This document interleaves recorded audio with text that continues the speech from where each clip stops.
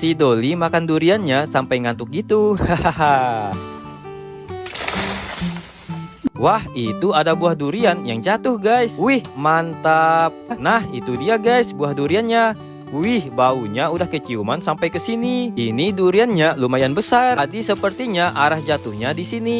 Nah, itu dia, guys, buah duriannya. Wah, yang ini buahnya agak kecil. Sepertinya udah masak sempurna juga nih.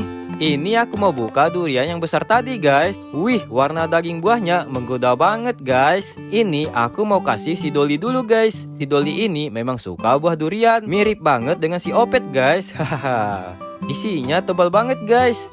Nah, langsung aja nih kita santap.